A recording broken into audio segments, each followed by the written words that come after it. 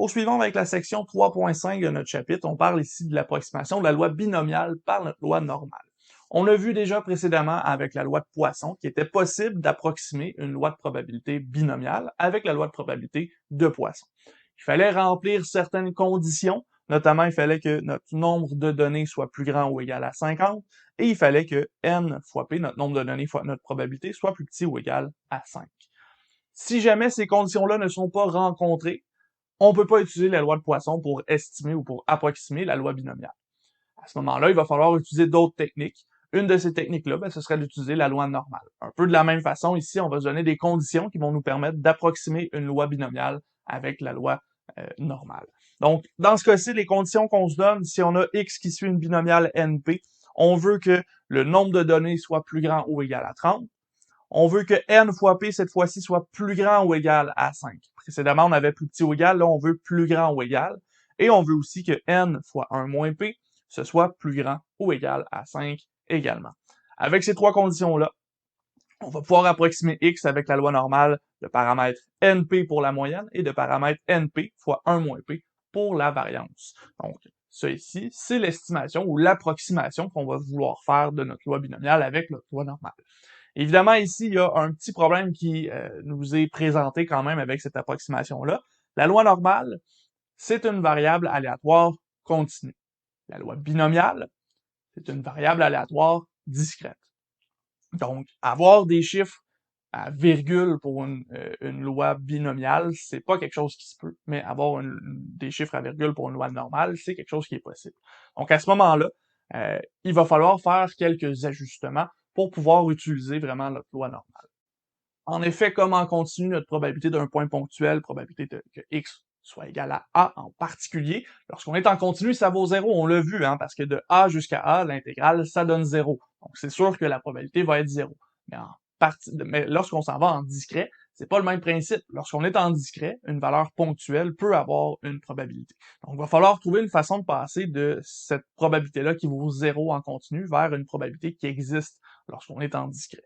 Pour faire ça, on va utiliser ce qu'on appelle la correction de continuité. On veut obtenir de la continuité pour notre valeur discrète. Donc, ce qu'on va faire ici, c'est un petit peu élargir notre valeur A. On va aller construire un intervalle plutôt qu'une valeur ponctuelle. Et là, avec un intervalle, on va avoir une probabilité qui va être calculable pour notre loi normale.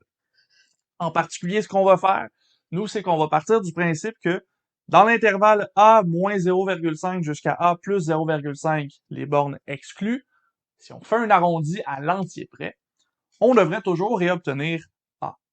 Prenez par exemple la valeur 2 et vous allez chercher les valeurs entre 1,5 exclu et 2,5 exclu. Si vous faites l'arrondi ici, vous allez toujours réobtenir 2.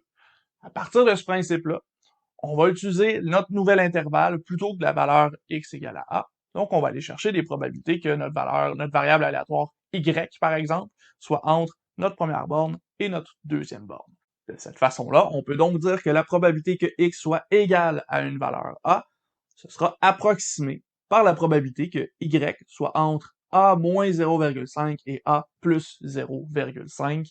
Donc, de cette façon-ci, si y suit une loi normale, on est capable d'aller approximer notre variable aléatoire binomiale. De façon similaire, on pourrait aller chercher des intervalles plus petits, a plus petit que x plus petit que b. On pourrait aller chercher a plus petit ou égal à x plus petit ou égal à b. Et c'est ce qu'on retrouve dans le tableau qui est en dessous ici. C'est une démarche qui est similaire, un petit peu différente, surtout pour la deuxième ici, on a un petit peu plus d'analyse à faire, considérant que on est en binomial, on est en discret, et on va entre A et B sans être égal à A, ni être égal à B. À ce moment-là, il faut penser qu'on va aller A plus un entier moins 0,5, donc A plus 0,5, et on va aller à B moins un entier plus 0,5, donc B moins 0,5. De l'autre côté, c'est directement, on va de A jusqu'à B, donc on part de nos bornes A moins 0,5 jusqu'à B plus 0,5, et ça se fait très bien. De cette façon-ci, on va utiliser ce tableau-là lorsqu'on va vouloir faire des approximations de la loi binomiale. On va aller chercher la probabilité que x est égal à A de la façon qu'on l'a construite précédemment, puis on va aller chercher les deux autres des façons qui nous intéressent. Ceci étant dit, Vous avez dans vos notes à la page 135 un petit schéma qui vous parle de ce qu'on appelle le Galton Board. Si vous avez écouté les vidéos de la semaine que je vous ai envoyées, vous avez déjà vu la Galton Board qui a été présentée par Michael Stevens. Je vous invite à aller revoir la vidéo si ça vous intéresse de bien comprendre cette Galton Board-là, étant donné que ce jouet-là, cet outil scientifique-là, vous permet vraiment d'aller faire une approximation de la loi binomiale avec la loi normale. Donc, exactement ce qu'on est en train de faire ici, c'est ce que fait le Galton Board. Donc, vous pouvez vous amuser à aller voir des vidéos là-dessus, il y en a beaucoup, et c'est un objet qui est super intéressant du point de vue statistique. Ça nous permet d'aller utiliser directement notre loi normale sur la loi binomiale. Ceci étant dit, allons-y avec un exemple. On va y aller avec l'exemple 3.10 que vous avez dans votre manuel. Ici, on a une loi normale, on a une variable aléatoire qui suit une loi binomiale 50, 0,3. Avec ça, ici, on est capable de construire nos conditions. N, c'est directement 50, ça, c'est plus grand ou égal à 30, donc c'est bon. NP, 50 fois 0,3, ça nous donne 15, plus grand ou égal à 5, c'est bon aussi. N fois 1 moins P, donc 50 fois 0,7, ça nous donne 35, plus grand ou égal à 5, on a toutes nos conditions qui sont remplies. À ce moment-ci, on cherche la probabilité que x soit plus grand que 17 ou plus petit ou égal à 20. Ici, plus petit ou égal, j'ai oublié mon égal, c'est pas très grave. Donc à ce moment-ci, cette probabilité-là, on veut la calculer avec une approximation par la loi normale. Pour faire ça, on va utiliser notre principe. Donc, y va suivre une loi normale, NP fois 1 moins P. Et là, dans ce cas-ci, on peut changer ça par des chiffres. NP, ça vaut 15. Et NP fois 1 moins P, donc 15 fois 0,7. Puis tenez ça dans votre calculatrice, ça devrait vous donner 10,9. À ce moment-ci, on va utiliser cette loi normale-ci pour estimer notre probabilité qui est juste au-dessus. Et là, ici, la probabilité qui est juste au-dessus, c'est un mélange de ce qu'on avait ici. Donc, il va falloir reconstruire la probabilité qu'on cherche à partir de ces informations-ci. On sait déjà qu'on a probabilité que 17 strictement plus petit que x, plus petit ou égal à 20. Dans ce cas-ci, c'est une approximation, donc c'est environ égal. Pour notre 17 strictement plus petit, on va aller chercher 17 plus 0,5 strictement plus petit que y. Et de l'autre côté, pour le plus petit ou égal, on va combiner avec la dernière possibilité. Donc, on va aller chercher 20 plus 0,5. 20 plus 0,5. Ça ici, ce sera égal à la probabilité que y soit entre 17,5 et 20,5. On a une loi normale. On a vu dans la section précédente qu'on pouvait centrer et réduire cette loi normale ici en posant z qui est égal à y moins mu sur sigma. Ainsi, la probabilité que 17,5 soit plus petit que y, plus petit que 20,5, ce sera égal à la probabilité que 17,5 moins la moyenne, qui est 15, divisé par l'écart type qui sera la racine carrée de 10,5. Oubliez-la pas, votre racine carrée ici, parce que ça, c'est notre variance. Le 10,5, c'est la variance. Nous, on veut l'écart type. Et ça ici, ce sera plus petit que z, plus petit que 20,5 moins 15 divisé par la racine de 10,5. Et là, on manque d'espace un petit peu. Donc, c'est ce calcul-là qu'on veut faire. On va aller trouver c'est quoi ces valeurs-là. On va se faire un petit schéma, puis on va trouver qu'est-ce que ça vaut ça avec notre table de la loi normale.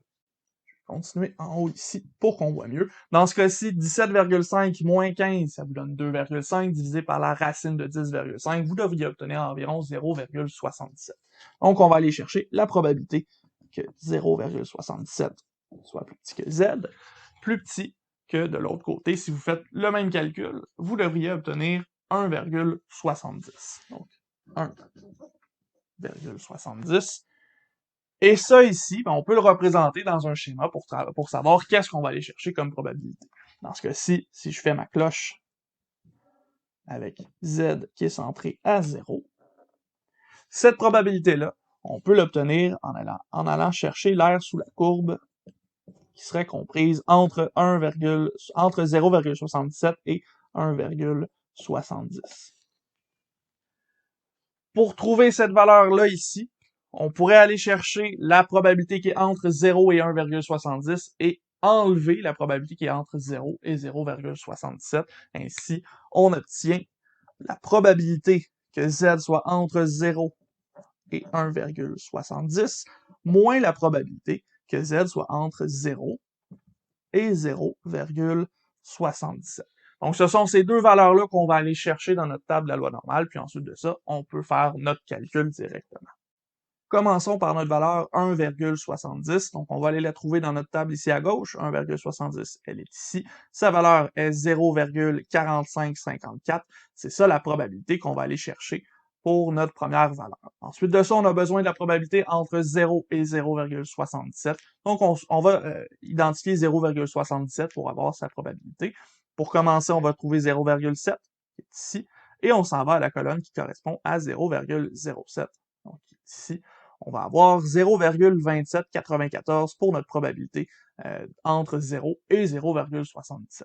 Ça veut dire qu'il nous reste à soustraire le deuxième nombre au premier pour obtenir la valeur complète de notre probabilité.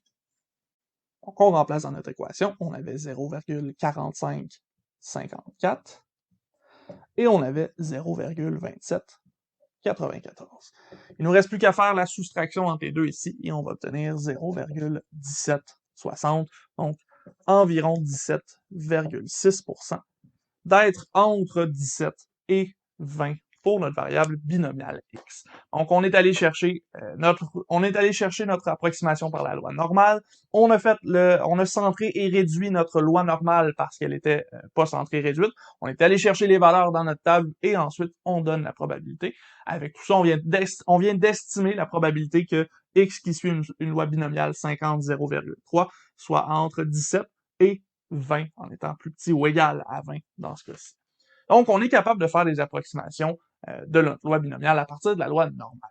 Ceci étant dit, ça fait le tour de cette section-ci, et en réalité, ça fait le tour de notre chapitre 3. On n'ira pas dans la section 3.6 parler de la normalisation de données, on passe par-dessus cette section-ci, donc on va aller chercher plutôt notre chapitre 4, où on va parler d'estimation de paramètres, on va parler d'inférence statistique, toutes sortes de choses très intéressantes au point de vue statistique et au point de vue de la probabilité. Donc, on se retrouve dans une prochaine vidéo avec notre chapitre 4.